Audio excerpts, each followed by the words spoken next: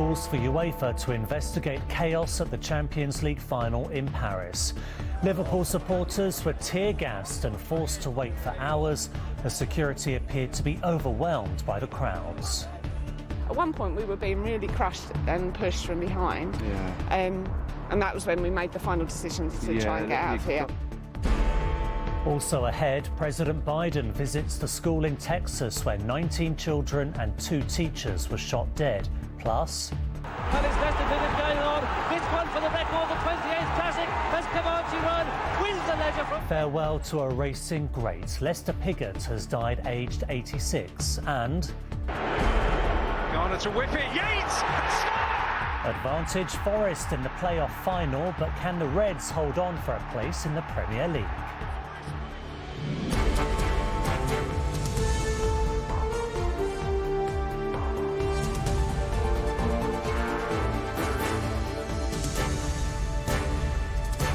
This is ITV News with Duncan Golestani. Good evening. The Culture Secretary has called for European football's governing body to investigate what she calls deeply concerning events at last night's Champions League final in Paris. Thousands of Liverpool supporters waited for hours, with security teams using tear gas and pepper spray as they waited to enter the stadium. Inside the ground, UEFA claimed the game was being delayed because fans had arrived late. But those who were stuck outside have described to us a very different and dangerous delay. Our reporter Chloe Keedy was at the match in Paris and has spent the day finding out what went wrong. This was the welcome Liverpool fans got at Stade de France last night. Slowed down, this footage shows one young supporter who didn't appear to be doing anything wrong being pepper sprayed in the face as he tried to make his way to the turnstiles. Outside, thousands of ticket holders were struggling to get in. Families who'd been patiently queuing for hours found themselves funneled into tight spaces by police. They were funneling us all, it seemed like thousands of people into this tiny staircase to go under the road.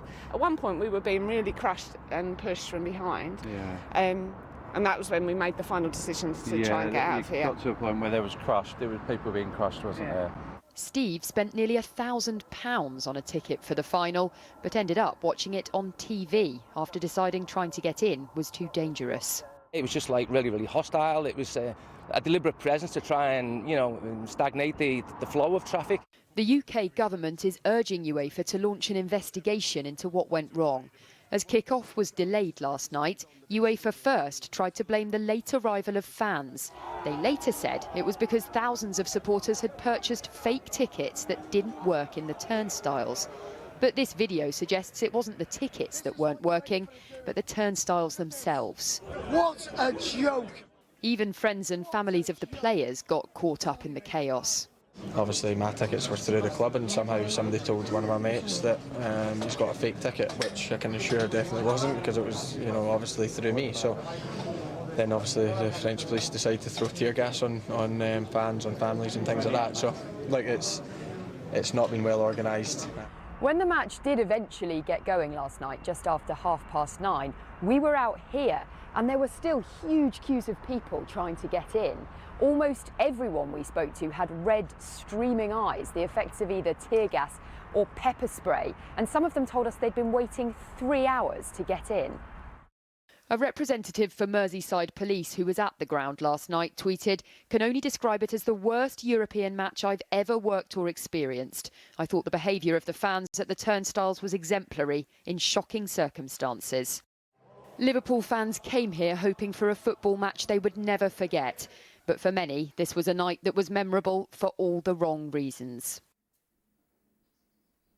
And Chloe has returned from Paris and joins us in the studio. Chloe, the Culture Secretary wants an investigation, so what happens now? Well, that's right. She's calling on UEFA for a formal investigation involving stadium staff, the French police, the French Football Federation, Merseyside Police and Liverpool Football Club, so everyone involved, basically. The club are also calling for a formal investigation, and they've actually reached out to fans today, saying they'll be setting something up so that supporters can get in touch and give their account of what happened. The French sports minister also said this afternoon that she's called a meeting tomorrow of security and football authorities to ensure that what happened last night will never happen again. Now, we haven't heard from UEFA since their statement last night, but it'll be interesting to see how they respond given this pressure that they're now coming under. Yes, Chloe, thank you.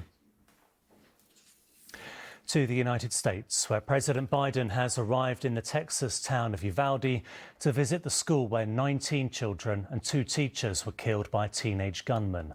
The President and First Lady are spending the day meeting friends and relatives who died in Tuesday's attack.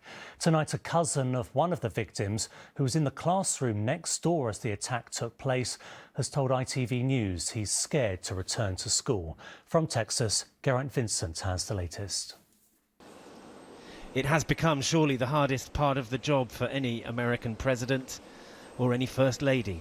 The Bidens on their way to the scene of this country's latest gun massacre, hoping that they might provide some comfort.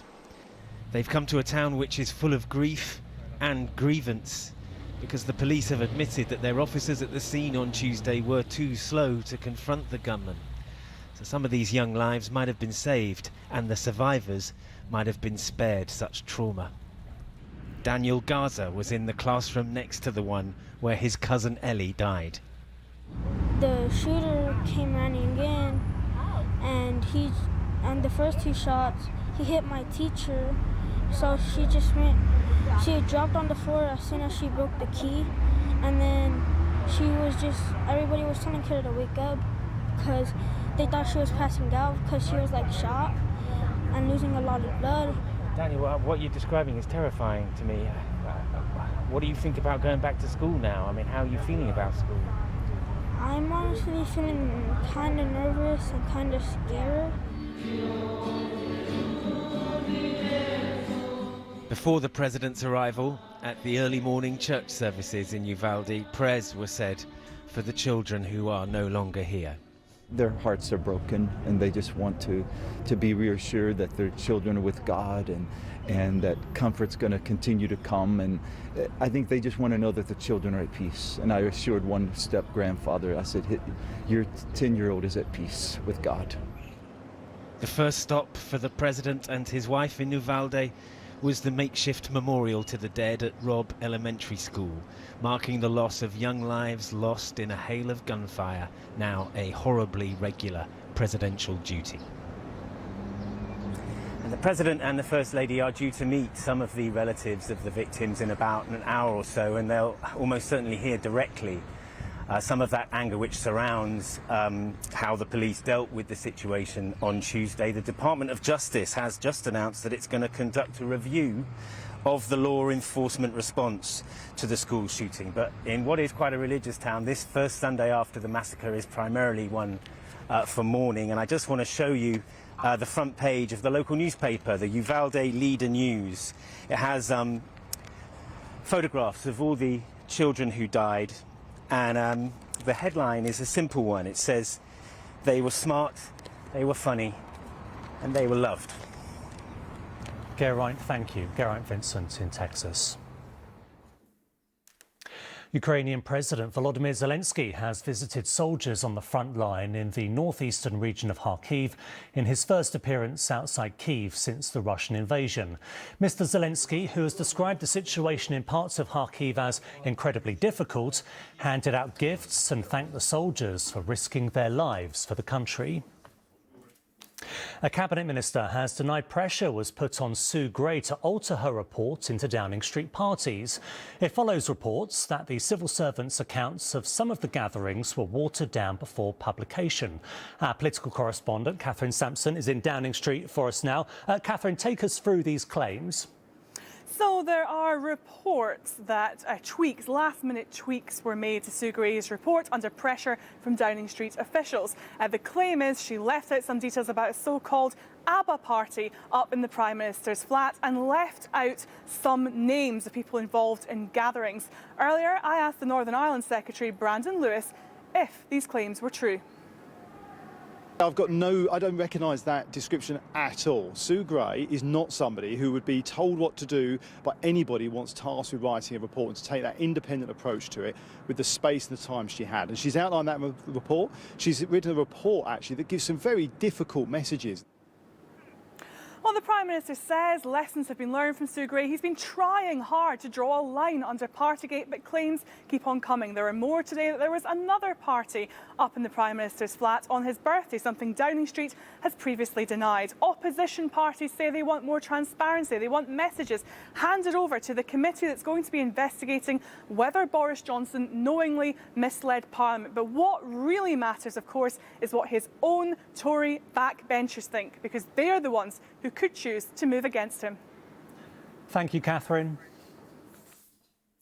A young boy who was thrown from the Tate Modern viewing platform 3 years ago has been able to celebrate his birthday with other children for the first time since the attack. The French boy, who was 6 at the time, has been undergoing rehabilitation. His family says he's defying doctors' predictions and is now able to put on his own splints and play in the park. Lester Piggott, one of the greatest jockeys of all time, has died at the age of 86.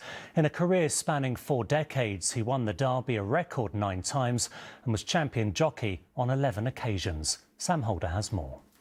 Lester Piggott going on. This one for the record, the 28th Classic has Comanche run, wins the leisure from Baylor in second. The rebel rider who ruled the racecourse for half a century.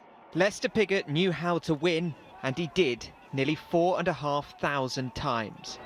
He's done it again, an all-time record, the 7th Derby win for Lester Piggott in a classic most jockeys would be happy to win just once. Dominating the sport and becoming a household name with an uncompromising reputation.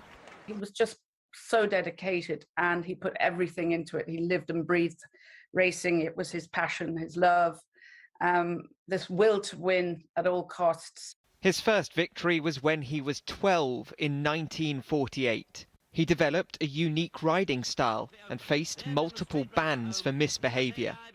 He was mean and difficult and absolutely ruthless, but he was also could be very kind, and he was very special. And all of us in the racing world, a lot of people more, were very, very fond of him, and we are very, very sad today.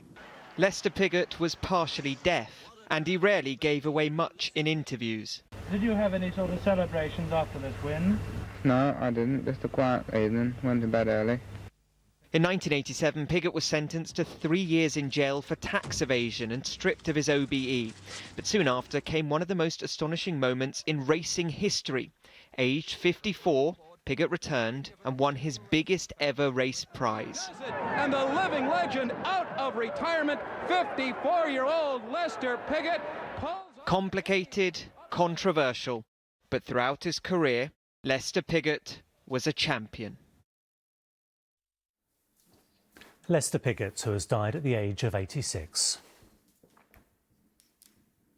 On to today's sport, and Red Bull's Sergio Perez has won an eventful Monaco Grand Prix, which was delayed by more than an hour because of the wet weather. The Mexican jumped from 3rd on the grid to take the win after outmanoeuvring the Ferraris on pit stop strategy. It meant Charles Leclerc, who started on pole, had to settle for 4th place in his home race. Finally to Wembley, where Nottingham Forest have won the playoff final and will return to the Premier League for the first time in 23 years. They edged a tight match, beating Huddersfield 1-0. Chris Scudder was watching. A giant prize, and even after recent inflation, still the richest game in English football, worth £170 million to the winner. Forest hadn't seen the Premier League in 23 years, and 2 decades' absence flashed past their eyes like Ryan Yates' early chance flashing past the post. And it is a very close call indeed. But persistence paid off. Yates has scored! An own goal from Huddersfield's Levi Colwill. Forest were holding their breath when Huddersfield thought they should have had a penalty, but veteran referee John Moss, in his final match before retiring, did not give it, and VAR backed him up. The prayers of Forest owner Evangelos Marinakis were answered. His team, who'd been in the relegation places over the early weeks of the season, had completed a remarkable transformation under manager Steve Cooper. The twice European champions will be back with the big boys next season. Chris Scudder, ITV News. We're back with the late news at 10. Have a good evening.